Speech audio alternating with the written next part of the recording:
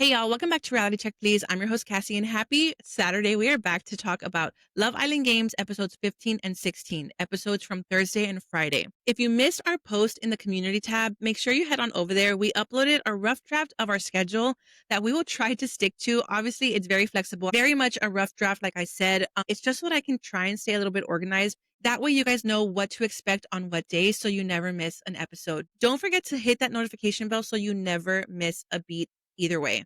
With that all being said, we have a lot of Love Island to catch up on. Do other YouTubey things, like, share, comment, subscribe, and let's jump right in. Episode 15 was like a mini movie in itself. It was like an hour and a half long, but I was living for it. From Toby trying to snake Sydney with Garby, and then Garby not going rogue, because did he really think that she was going to have his back and not tell Sydney? He was delusional, truly. I think that the money is blinding these people like Tyreek and Toby, where they think that people are just going to do what they say. I was so happy and proud when Garby went up to Sydney and told her what Toby was up to, because then we finally felt like, okay, there is a crack in the Johnny Gabby foundation with their little minions and their what they think is a power squad.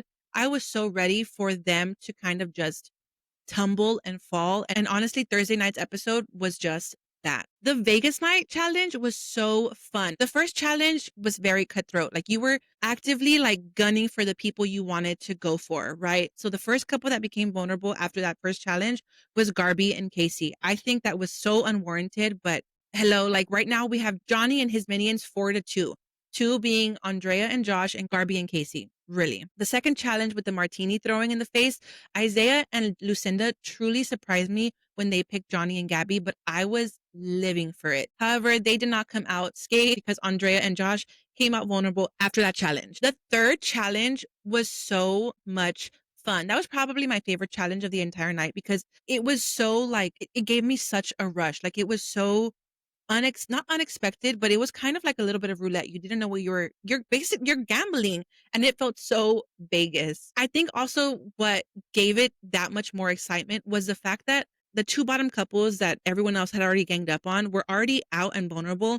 So now they were going to have to turn on one of the power squad couple. And I honestly thought that they were going to choose Isaiah and Lucinda. However, given the rules of the game, it was honestly like your chance and luck. They had to pick cards from the deck that were in the heart, right? They had to stay away from the Joker. If they picked a Joker, they wiped out their cards and they were null and void.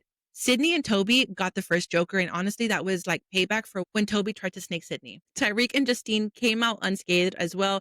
They did not hit the Joker. However, Gabby and Johnny did, and that was like music to my ears. I felt finally we are going to see the light at the end of the tunnel. Either Sydney and Toby become vulnerable, or Johnny and Gabby become vulnerable. It was like, it was beautiful. It was literally cinematic, so beautifully like done. At the end of that challenge, however many numbers that were on their cards, they added them up, and that's how many cards they got. It came down to a tie between Toby and Sydney and Johnny and Gabby when they had like a sudden death, and whoever had the lowest number, where they had to go back to the heart cards and pull out a card, whoever had the lowest number was vulnerable, and that was Johnny and Gabby. It literally felt so good. However, it did not end there. The drama did not end there. After that, Ariana comes out and she says, now we have to pick which one of you goes home tonight. And I was like, what? Like, literally, I turned to Manny and I was like, babe, there is like 10 minutes left. Like, there is no way we're going to get this answer right now. She comes out with the roulette table and says, you guys can either leave it up to your fellow islanders to pick which one of you wants to like leave, or leave it to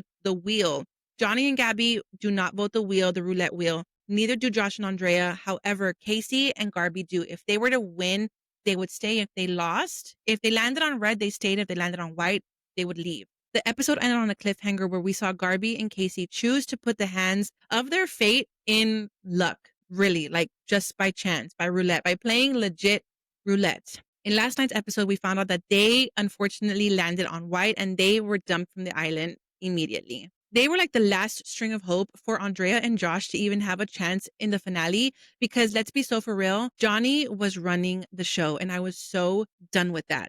Last night's episode started off obviously very unfortunate Casey and Garby dumping, and this is where like the walls finally started to close in on Andrea and Josh. It became very apparent that like Lucinda was maybe their only ally, but she was getting swindled by not only Isaiah but the boys. Like, What happened to Toby telling Tyreek, I don't trust you? What happened to Josh saying, you're my next target, Isaiah? Like, you switched up on me. Like, it's all bets are off. No, they went back and they all folded to each other. They all knew that they needed each.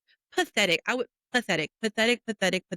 Later on that day, Lucinda got the text of the semi-championship challenge, and it was shoot your shot. However, it was no normal game of basketball. And we learned that the hard way when watching them. Poor Andrea thought she really had a chance because she's played basketball for 10 years and it was literally anything but. Like, these people came so hard for Andrea and Josh. I am so tired of Tyreek running his mouth because Josh said it so perfectly on last night's episode. He said, one on one, nobody can beat him. And literally, maybe only Johnny, because no other man in the final five have had to duel other than Johnny and Josh. And Johnny only won because Chris broke his finger. Not one other man in the top five have finished and won an actual duel. So literally, they are all a joke. Literally, they are all a joke. I don't know how Tyreek has managed to skate through the entire season by literally not having to work. He really only won the balloon challenge, the sweet spot, when he was coupled up with Toby and they had to like do the sprinkles and all that stuff.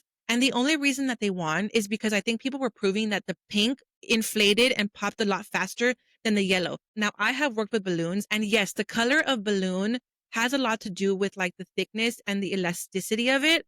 So I 100% think that the yellow balloon was not only rigged, but it sabotaged that team. There was no way that the yellow team was up ahead of everyone 4 out of 5 times and they still lost. And it was all because of that balloon, and I will die on that hill.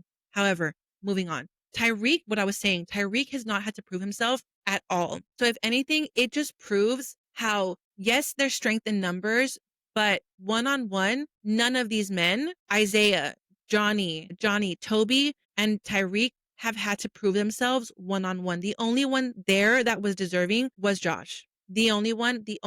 In the second round, I honestly thought that they were going to have it in the bag. I thought, okay, they are playing it correctly. However, when the buzzer rang and they still had the white ball, I cannot express the overwhelming feeling of like defeat that overcame my body, you guys. It was so, I felt so like I was gutted. I was so gutted because I was like, they came so close. They had a perfect plan and they lost track, literally lost track of the time that they were counting. So it was so unfortunate. I was so upset. I can't believe that Isaiah and Lucinda won. But however, I am so happy that it was not Johnny and Gabby and it was not Tyreek and Justine, because now we have the opportunity as America to vote for those two to be in the bottom two. There is no way, given how the numbers have been coming out in the polls throughout the season, that they are going to win. There is no way. There is no, either one of them, Tyreek or Johnny, are going to be in the bottom two. I personally voted for Sydney and Toby because I thought, okay, Sydney and Isaiah would be a good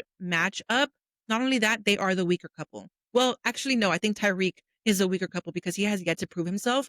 But I think that Isaiah has a fair chance to beat Toby. However, I would love for Sydney and Toby to win, only for Sydney to snake this man out of the $250,000. Like, he snaked her. But what do you think? Pop off in the comment section. I am so gutted for Andrea and Josh. Truly, like, I felt defeated. I felt cheated. It almost makes me feel like, why are you going to let America vote if they are going to keep the people that we don't want in there? Like, truthfully, like, you give us the meaningless votes. I'm not going to continue. I'm just so upset. I'm still upset. Pop off in the comment sections. Let me know what you think, and we will catch you guys later on today for some more reality check. Bye, y'all. Happy Saturday.